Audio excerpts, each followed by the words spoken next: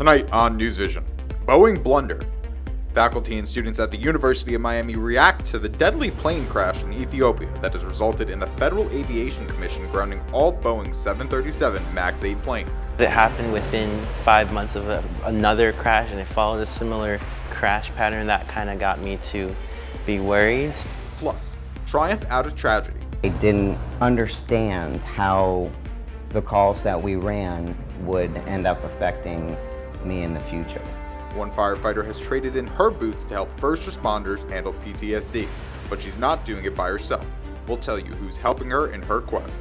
And later on, sprung into spring. Hurricanes athletics have had a strong start to the spring. The football team landed their quarterback of the future, and the women's basketball team is dancing in March Madness in their own backyard. It's also scary, of course, every game can be your last. All that and more tonight. NewsVision starts right now.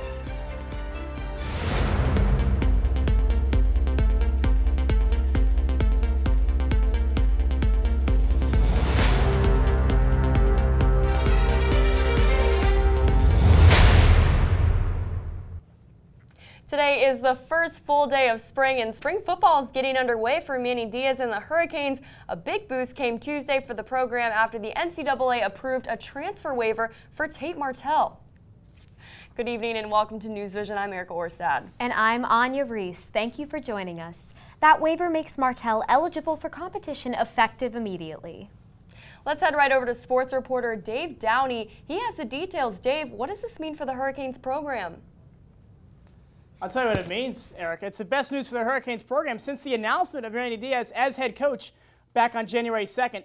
The redshirt sophomore from Las Vegas announced his transfer to UM from Ohio State just over a week later, and the news got Canes fans buzzing. What was unknown at the time was whether or not Martell would be approved by the NCAA to play this year for the new Miami. The announcement came Tuesday that his transfer waiver had been approved, making him immediately eligible for competition. Now, UM Director of Athletics Blake James said in part, "We would like to thank the NCAA as well as Ohio State University for their assistance and support throughout the waiver process. We look forward to seeing Tate Martell compete for the Hurricanes this season." Martell completed 23 of 28 passes for 269 yards with one touchdown and no interceptions in his brief Ohio State career. Of course, Dwayne Haskins stole the quarterback show in Columbus last year and is now projected first-round pick. Martell has 3 seasons of eligibility remaining. We'll have more sports coming up later in the show. But for now, back to you guys at the desk. Tonight, the University of Miami has one fewer fraternity. That's right. Zeta Beta Tau International staff revoked the chapter of UM's Alpha Omega chapter of ZBT. Our reporter Madison Brown is live at the ZBT house on campus with more. Madison, what happened? That's right, Erica. ZBT International said in a statement that they revoked the Alpha Omega chapter's charter after several months of investigating allegations related to the chapter's social events. They announced their decision on Tuesday, and we asked ZBT for a comment, but they told us that they are not allowed to speak to the media at this time. In a written ZBT International statement, University of Miami's Vice President for Student Affairs, Dr. Pat Whiteley, said the University of Miami consistently communicates a clear set of policies and expectations to all of our Greek organizations that are designed to encourage a safe, healthy, and positive experience for UM students. During our investigation, it became clear that the ZBT chapter blatantly violated these policies. ZBT chartered on UM's campus in 1946, and ZBT says that they value the 73-year partnership and are working closely with university leadership to return to the Coral Gables campus in fall of 2022. I'm Madison Brown reporting live for UMTV. Thank you. Thanks, Madison. The FBI has confirmed that UM is not one of the many schools involved in the college cheating scandal. Prosecutors have charged 50 people, including parents, coaches, test proctors, and college administrators for cheating on standardized tests and creating fake athletic profiles for students. Among the charged are actresses Felicity Huffman and Lori Loughlin. Schools involved include Georgetown, Yale, Stanford, University of Texas, UCLA, and USC. Many students from these schools say that they are very angered by the scheme. Disgusted. I'm appalled. It's just, it makes you almost hang your head in shame almost. Even though you had nothing to do with it and it wasn't the school overall, but still that association, you get me? That's still, it's just not acceptable for me. Everyone involved in the scandal could potentially face jail time. Miami Beach is cracking down on spring breakers. The city now says officers will go into crowds on the beach to enforce open container and drug laws. The decision comes after an emergency meeting earlier this week with residents sharing their concerns about an increase in violence and traffic. This weekend, more than 300 Miami Beach officers and 70 officers from neighboring departments will be out on the beach to keep things under control. But the real question is, how is the weather looking for everyone's plans this weekend? We have Sean Nakaday here with weather now. Sean, what's going on? That's right, guys. It's spring break season, so South Beach should be popping right now, or at least it should be. We had these showers over in South Beach just earlier this evening. But as you can see, there's this line of showers associated with that cold front that's moving out. So the showers are moving out, but what's on their way in? Well, we zoom out to the rest of the Gulf of Mexico, and you can see that there's absolutely nothing on our way towards Florida. So I'm liking our chance for clear skies this weekend. But what about temperature? Well, let's look at the past 7 days. These are the high temperatures of the past 7 days. As you can see, we had a cool down on Tuesday. High temperature was a 71. That's pretty cool. Are we going to see anything like that looking into our weekend? We'll have that and more weather a little bit later in the show. Back to you guys at the desk. Well, thank you, Sean. I mean, it was spring break last week. Anya, what did you do? I actually headed back to my hometown in Indiana, so it was a little chilly, but I'm glad to be back. Okay, I was a little cold too, but how about you, Trayvon? Well, I went to Puerto Rico, and also leading into that, while some students traveled during spring break to relax, like me, I went to Puerto Rico. Others took advantage of the University of Miami's Alternative Breaks program, also known as UMAB, which offers students the opportunity to tackle issues in different U.S. cities. I sat down with one of them to hear about her experiences with UMAB. Guys, wave. I joined for spring break because I knew that I wanted to do some kind of meaningful service, but focus on a certain social issue.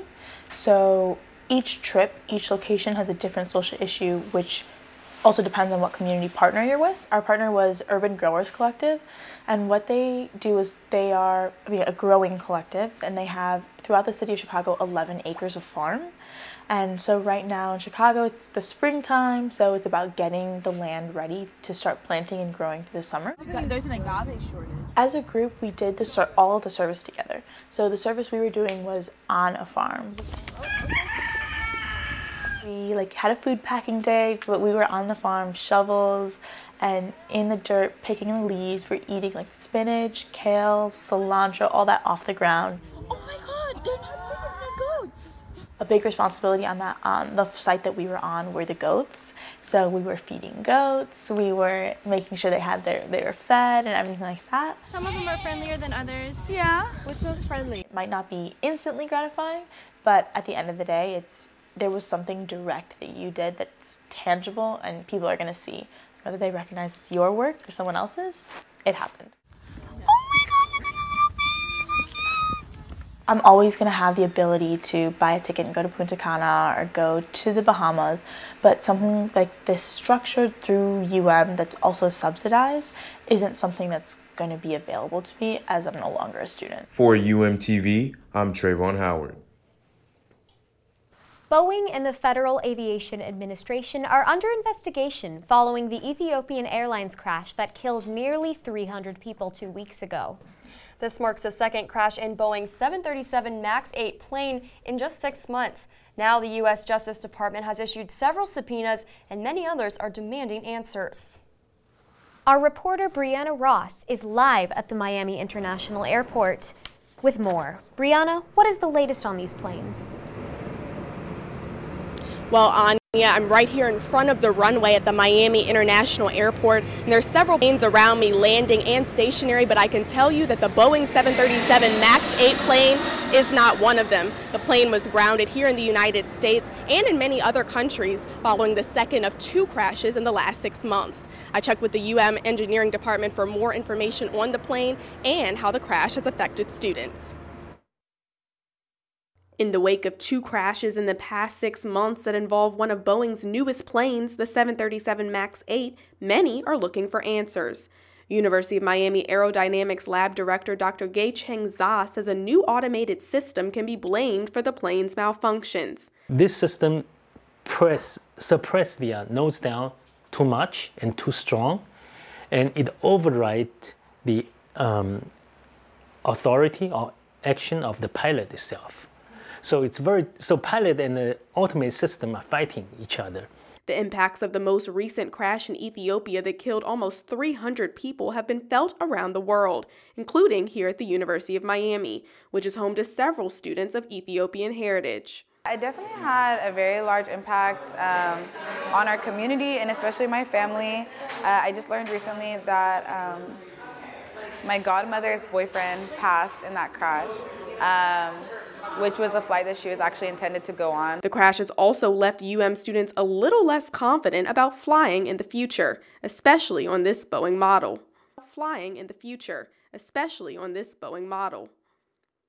Confident about flying in the future, especially on this Boeing model. Because it happened within 5 months of another crash and it followed a similar crash pattern, that kind of got me to be worried.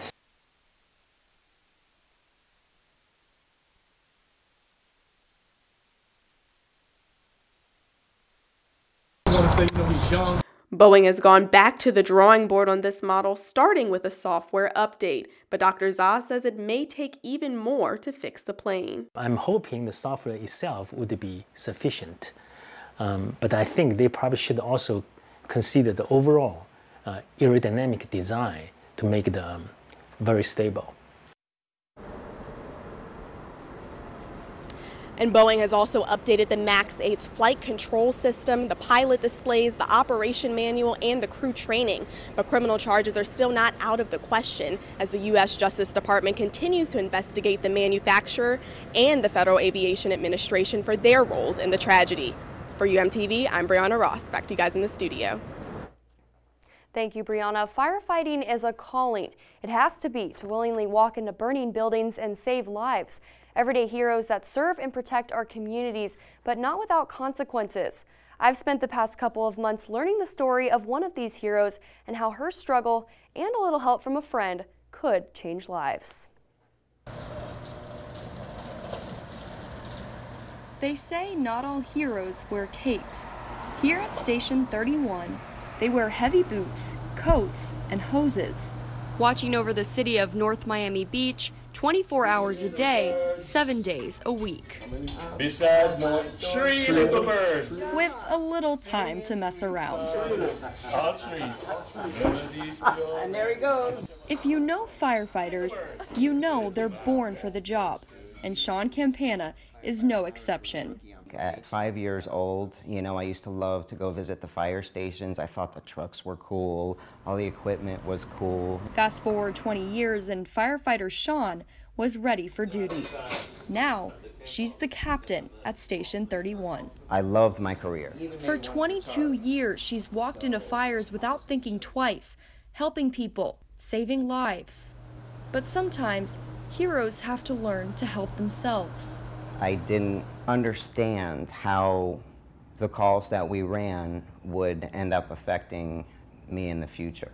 Behind all the toughness, all of a sudden that started to change, in my personality. It's scary there. Dark memories, things only the bravest will ever see. You're called out to a baby locked in a car, and they come up and hand you an infant that is too hot for you to hold.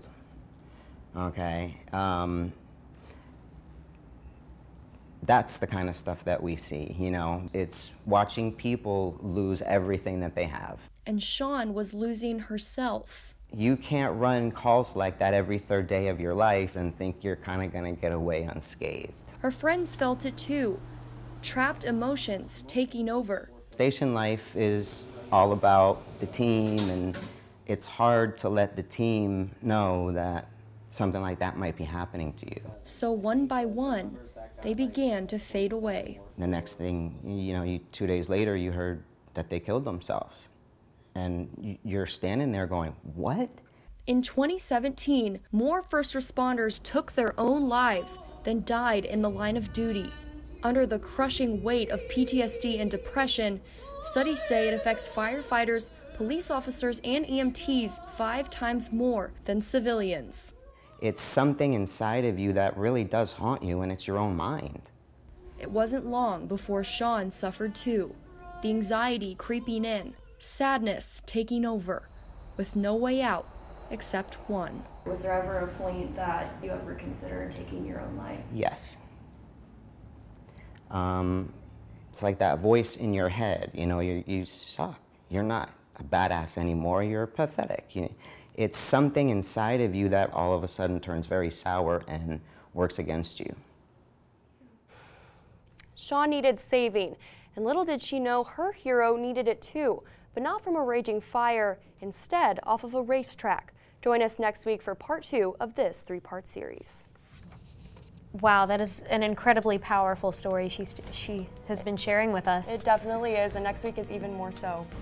And still ahead on NewsVision. While many UM students left Miami for spring break, for those who stayed, there were a lot of events to keep them entertained. We'll take you to some of them when NewsVision returns. Green hat, red hat, oops.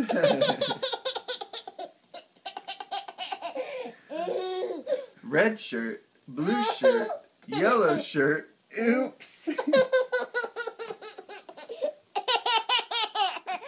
Yellow pants, red pants, green pants, oops.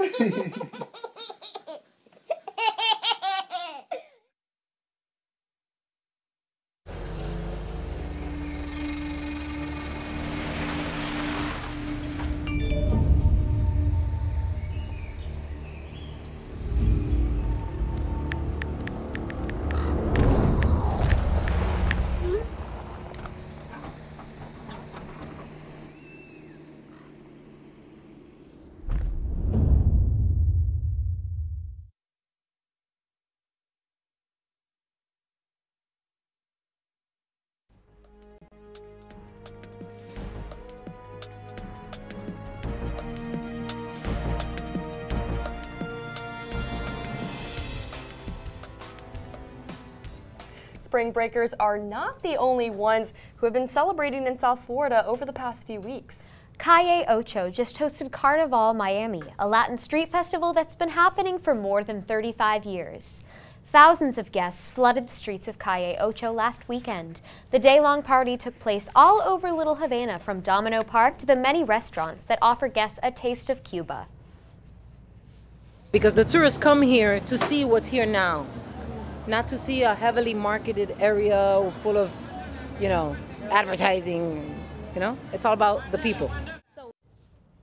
The members of that community range from aspiring musicians to the money man who's been selling home-roasted peanuts there for dozens of years. Next year, Calle Ocho will return for its 40th year. And it's Ocean Awareness Week, which means it's your chance to learn more about our environment and pick up some free swag too. The Rosenstiel School of Marine and Atmospheric Science is hosting events all week long, such as a pool party last night. What I love about Ocean Awareness Week is that it shows people what they can do on a day-to-day basis to help the ocean and gets them excited about doing so. And Ocean Awareness Week is not over just yet. Tomorrow they'll host a bonfire at Wet Lab on the Marine campus, and Saturday they're holding a beach cleanup with snorkeling. We have a link to more information on our Instagram story. You can check it out at UMTV NewsVision. Sean, definitely a cool event, but what's even cooler than that is the weather. Tell us about it. Yeah, we'll talk about the weather in just a second, but you know what else happens over the ocean? Hurricanes. Now, it's not hurricane season yet, but the National Hurricane Center is busy at work. Yesterday, they announced that the names Florence and Michael were retired for the significant damage they caused last season in 2018. Both caused around $25 billion in damage. Those names will be replaced with Francine and Milton, respectively. Now, currently right outside the studio, it's a nice 76 degrees. It's feeling pretty dry. Relative humidity, it's 54%. That's a cold front that just moved through. We'll talk a little bit about that. But today, as we mentioned before, is the first full day of spring. Yesterday at 5:58 p.m., the spring equinox occurred. That's called the equinox because the amount of sunlight across everywhere around the globe, north to south, is an equal 12 hours of daylight. 12 hours of daylight, 12 hours of darkness. In the northern hemisphere, the days are about to start getting a lot longer. So that's nice. Across the rest of the country, currently there's a nice winter-type storm system in New England that we're going to have to talk about, causing a lot of rain up through Washington into parts of Massachusetts. Now, as you can see, this is mostly rain for a winter-type storm, but watch this. Here's that snow up there in the north, and as this winter storm moves across New England, it's going to bring all that snow down. It's going to become a snow event very quickly. Now, bringing it back down to Florida, you can see here's those clear skies behind the cold front. It's going to be a little chilly, but by Sunday night, there's some clouds that move through, and then Sunday during the day and afternoon should be pretty nice. Some clear skies, but looking into Tuesday, we have some sort of cold system that is threatening to move down into parts of Florida, and that brings us to a 7-day forecast. But really, tomorrow is really the coldest day we're going to observe. We're going to get a low at 58 degrees, but that's going to quickly warm up, and we're going to see a lot of sunlight moving into our weekend forecast. Maybe some chance for rain on Tuesday, but other than that, I'm really liking the chance for our weather looking into the weeks ahead. Sean, that looks like some pretty nice weather. I'm excited for there to be a little bit of sunshine. Absolutely. I think it looks like a beach weekend to me. Oh, it's definitely a beach weekend, that's for sure. Well, I'll be there. Still ahead on NewsVision, Canes women's basketball is getting ready for March Madness. We'll tell you about the flub that revealed where they are before it was supposed to. Details after a couple of minutes. Don't go away.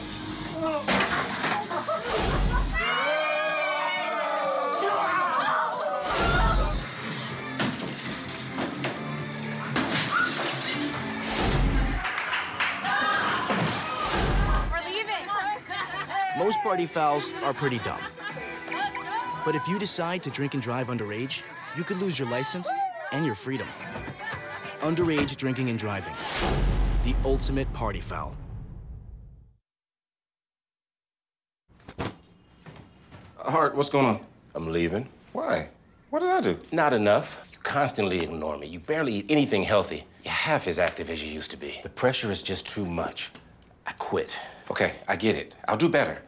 Just, please, don't leave. Okay, but remember, if I go, you go. Listen to your heart. Don't let it quit on you. Uncontrolled high blood pressure could lead to stroke, heart attack, or death. Get yours to a healthy range before it's too late.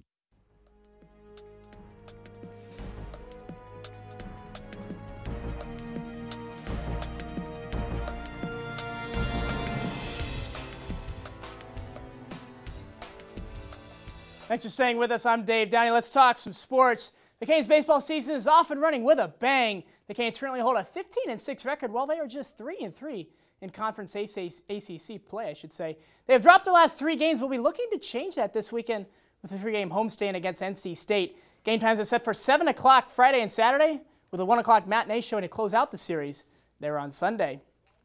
Basketball fans' favorite time of the year has officially arrived. March Madness first-round games kicked off earlier today with matchups across the country. Some games are already in the books. Let's take a look at a few of the results. 10-seed Minnesota took down 7-seed Louisville 86-76 in the kickoff game of the tournament just shortly after noontime today. 12-seed New Mexico State missed a 3-point attempt as time expired and fell to Auburn 78-77. 11-seed Belmont took 6-seed Maryland down to the buzzer before falling 79-77. Belmont's Dylan Windler finished with 35 points and is considered by many to be an NBA lottery pick. Although the men's missed out on this year's postseason, the Canes women's basketball team received a 4-seed in the Portland region. They will host Florida Gulf Coast tomorrow night at 9 p.m. at the Watsco Center. This is the first NCAA berth in the past 8 years for the Lady Canes. Seventh in the past 8 years. They finished the regular season at 24-8 with a 12-4 record within the ACC. The Eagles were undefeated in their conference. The Atlantic Sun entered the postseason on a 19-game winning streak. Now, the NCAA women's basketball tournament bracket was unfortunately released several hours before it was supposed to be. ESPNU accidentally aired the bracket on Monday afternoon, 3 hours before the scheduled showtime for the selection show was supposed to be. Simon Lair explains what happened. The NCAA women's basketball tournament tips off on Friday, but the madness came a little earlier than expected this March. Everything was set for a 7 o'clock bracket reveal on Monday night, announcing which teams would play where in the first 2 rounds. And here at the University of Miami, there was a massive watch party planned for the team and all of its fans at the Rathskeller. But one crucial mistake took away all the anticipation. At 3:30 that day, a graphic was shown on ESPNU, seeming to depict nearly the entire bracket, hours before the reveal show. It looked kind of official to me, so I was like, wait, is this real? So I'm calling Coach, and Coach is like, yeah, somebody has messed up at ESPN, but again, like, this is not an official, like, leak yet, so we don't know if it's true or not. Sure enough, it was true. But the Canes showed up to celebrate at the Rat anyway, and focused on some positives, particularly a familiar location for their first 2 tournament games. It takes a little bit away from the like excitement, and like definitely this year because we're in the 4th round, like we're in the Portland, so like we would have had all this anticipation and then like it would have came out. So that's like a little different, but it doesn't take away from how excited we are to host. Well, the unofficial announcement unexpectedly came a few hours early, but now it is official here at the Rat. The University of Miami will play FGCU at the Watsco Center right here in Coral Gables. All of a sudden, you know, the world just exploded, and yeah, we weren't expecting it, but we did this whole thing where we predict, and this morning we pretty much felt like that would happen. I already had Gulf Coast on my computer. It's a familiar foe for Miami, who beat FGCU on a buzzer beater at home 2 years ago. But the Canes know that March Madness is a whole different ballgame. You can't fall back into any mistakes you already made, because you already made them. You have to learn from them, step on them, and go to the next game. And that's the great thing about March, but it's also like scary, of course. Like every game can be your last game. In March, it's different. It's 0-0. No one cares about your regular season record. Everyone is coming for you, especially now we're playing at home. The game tips off at 9 o'clock, and the late start time certainly has both its pros and cons. Yeah, that's an issue. For me, personally, because it's my bedtime. But I think it'll be great for the crowd, and I think our student support's going to be through the roof. The Watsco Center is going to be rocking, and this is just game 1 of what Miami expects to be a deep run in March Madness. For UMTV, I'm Simon Lear. You know, it's really unfortunate this happened in this day and age, because this happened 20 years ago. It wouldn't, you know, it just wouldn't happen. Because what happened was after it aired on ESPNU, it all went up on Twitter. It's just a shame that the surprise was spoiled. Going viral, and ruining the surprise. Unfortunately, exactly. Well, looking ahead, stay with us because NewsVision will be right back. There. Can I tell you a cat joke? Just kidding. Why did the girl ask the mushroom to dance? Because he was a fun guy. What do you call a pig that knows karate? Pork chop. Why was the basketball court all wet? Why? Because the players kept dribbling all over it. Can I tell you another one? So how does a tissue dance? Put a little boogie on it. What's Beethoven's favorite fruit? Banana. What is a boxer's favorite drink? Fruit punch.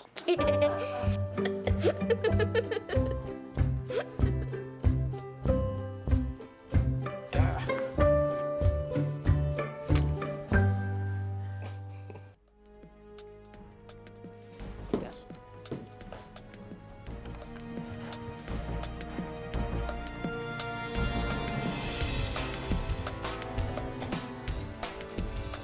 And this past weekend, people across the country celebrated St. Patrick's Day. And one of the biggest St. Patrick's Day parties in South Florida took place in Miami's famous Wynwood Marketplace. The celebration was free and thousands of people attended. They enjoyed different foods from food trucks and an artisan marketplace, as well as street art and Wynwood's famous DJs and games. And many were excited about one special treat, a famous Bud Light made green for St. Patrick's Day. Well, made green? Are you serious? Yeah, green beer. Oh my gosh, count me in. Let's buy a pitcher. You down, Erica? I don't know. I'm not a beer person. They're two not 21, so they can't do it. I'm half Irish. When I turn 21, I'm legal age, I'm very down. Count me in. How about a green margarita? Oh, there we go. Does that work? Maybe a green Sprite. The more the merrier. Green Sprite, yeah. Well, that's all the time we have tonight. Thank you so much for joining us. We'll be back next week with another all-new episode of NewsVision. We hope to see you then. Have a good night.